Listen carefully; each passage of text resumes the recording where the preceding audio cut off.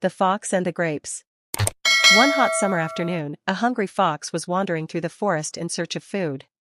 He had been looking all morning but hadn't found anything to eat.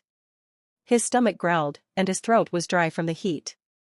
As he walked past a vineyard near the edge of the woods, he suddenly spotted a bunch of ripe, juicy grapes hanging from a high vine. The grapes looked fresh and full of sweet juice. The fox's mouth watered just looking at them. "Ah! Those grapes will surely refresh me," the fox said to himself.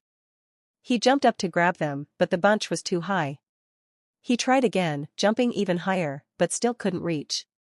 He stepped back, ran forward, and leaped with all his strength, but missed again. Determined not to give up, the fox looked for something to stand on, but there was nothing around.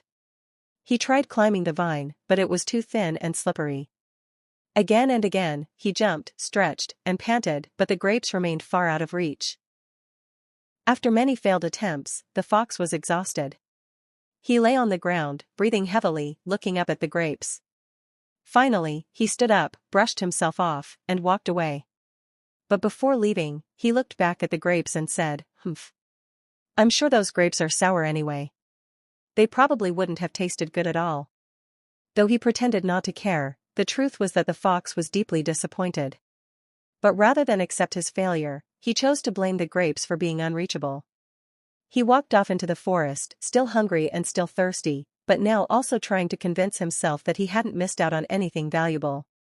Moral of the story: it's easy to despise what you can't have. Instead of making excuses, learn to accept failure gracefully,